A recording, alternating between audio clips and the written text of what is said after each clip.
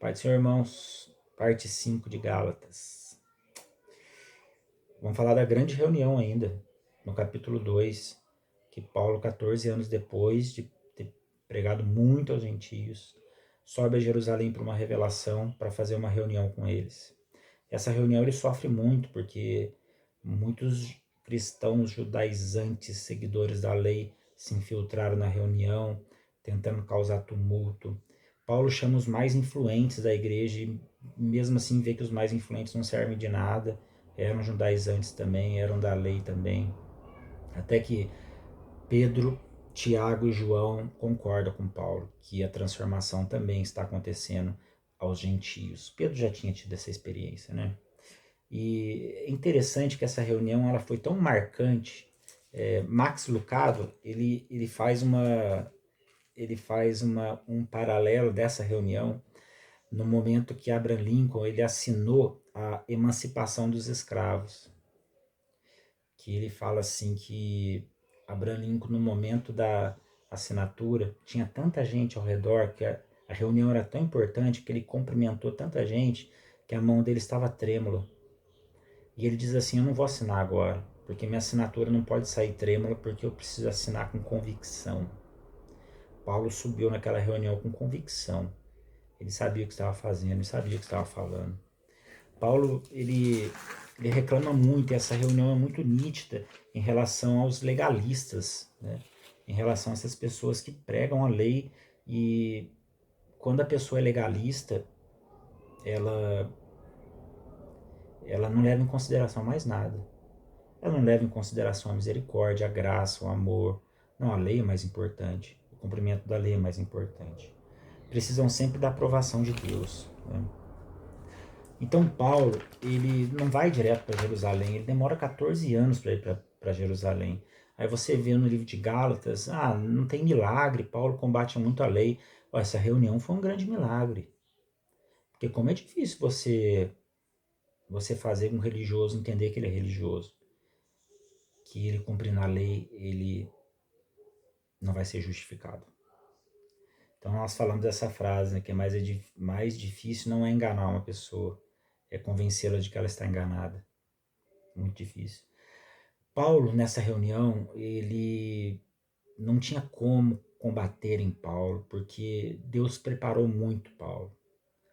Paulo estava muito bem preparado, muito bem alicerçado.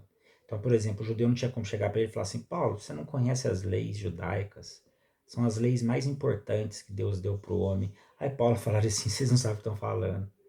Eu conheço tão bem a lei que ninguém era melhor que eu em relação à lei. Eu sabia tudo. Era o melhor da minha idade. Eu perseguia a igreja. Que judeu que eu não gostaria de perseguir a igreja? Não esses cristãos, né? Mas os judeus mesmo. Porque era um favor para o Império Romano. Ele era cidadão romano, ele tinha green card em todas as cidades, em todas as províncias romanas. Ele falava várias línguas para poder pregar o evangelho. Então ele chegou na reunião muito bem preparado, né?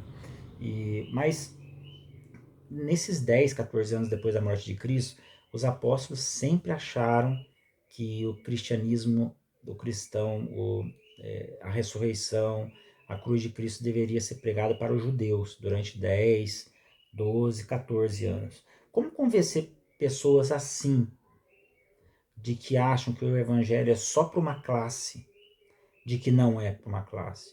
Pessoas que estão acostumadas à lei, ao legalismo e aos mais de 600 preceitos que tiraram da lei que eles seguiam. É muito difícil você convencer, não é? Para convencer pessoas assim, como tirar isso delas, né? Pedro já tinha tido experiência com Cornélio alguns anos atrás. Tinha tido essa experiência e ele resistiu muito com essa experiência. Porque Deus mandou ele pregar para gentios e ele falou: não vou. E ele teve uma visão de um lençol que descia do céu com animais impuros, e Pedro: eu não vou comer animais impuros. E Deus fala para ele assim: quem purifica sou eu, você não pode julgar o que é puro, o que é impuro. Eu estou purificando. E Pedro, resistente, vai e prega, mas depois disso parece que ele esquece, porque 2 ou 3, 4 anos depois, Paulo tem que ir lá convencê-lo de novo, tem que convencer de novo Jerusalém, né? Como Pedro também teve essa luta com Jerusalém, né? Então, Paulo luta na reunião. Eles não são impuros, eles são filhos, né? Muitos debates, né? Os judeus se infiltrando na reunião para causar tumulto. Os mais influentes, Paulo que tentou chamar os mais influentes, mas os mais influentes não serviam para nada. Ele lutou sozinho na reunião. Até que Pedro, Tiago e João estendem as mãos e vai lá, Paulo.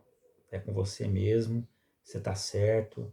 É só o Espírito Santo para convencer a gente assim. Só o Espírito Santo para convencer religioso. A carta é muito atual, sabe? Essa reunião é muito atual. Essa reunião acontece hoje. O legalismo se repete, o moralismo se repete nas igrejas. E tem alguns, nós vamos lutar pelos desfavorecidos, pelos desprezados, nem que seja sozinho.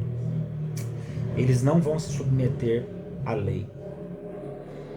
Aqueles que nós estamos pregando não vão se submeter à lei de ninguém. Eles não vão fazer separação entre puro e impuro. Eles não fazem isso. Entre santo e pecador. Não fazem separação. Quem faz separação é Deus. Eles serão misericordiosos e seguirão a lei do amor. Não guardarão o sábado, como faziam os cristãos judaizantes. Quer dizer, eles não farão essas campanhas do medo, né? Se você não fizer a campanha, vai acontecer isso, aquilo. Ou se você não fizer a campanha, você não vai ser justificado. Ou se você... Eles não serão egoístas assim. Eles não serão egoístas, mas eles vão contribuir com generosidade. Não tem como você... Eles sabem que não tem como você usar o Espírito Santo marcando um dia, um horário para o Espírito Santo fazer isso, aquilo, aquilo. Eles sabem que as coisas não são assim. Eles sabem que o Espírito se manifesta a hora que quer, como quer, o dia que ele quer. Eles não são obrigados a dizimar. Eles não fazem para que não aconteça nenhum mal. Eles perderem o emprego, acabar o dinheiro deles, ou eles perderem casa, carro e casa. Não, eles não fazem por isso. Eles não fazem também para receber bens. Eu dou para receber mais. Mas eles não deixam de fazer. Mas eles fazem por generosidade. Eles não são circuncidados. No sentido assim, eles são livres da marca abusiva e dolorosa da religião. Eles são livres desse ambiente de imposição de dor, imposição de poder. Eles não se submeterão à hierarquia religiosa. Antes procurarão andar no Espírito, pela palavra, conselhos de amor, fruto do Espírito, exemplo do amor de Cristo. Eles não viverão sujeitos à facção. Eles não viverão sujeitos à facção. Antes, o maior entre eles será o menor, como ensinou Cristo. O que pensa que é mais é aquele que serve mais, é aquele que lava os pés dos outros, não é? Não farão rituais para agradecerem a Deus, para agradarem a Deus. Eles sabem que os rituais não agradam a Deus. Antes sabem que não vivem para fazer algo para Deus, mas Deus já fez por eles. Eles pensam assim, sabem que vivem pela fé e pela lei do amor. A cerimônia não será o centro para eles, como é para o judeu. A cerimônia é o centro, né? A cerimônia é mais importante que tudo. Você faz no exterior e não mexe no interior. Não, para eles não. Sabem que não serão, que Cristo é o centro de tudo, e eles não serão exclusivistas.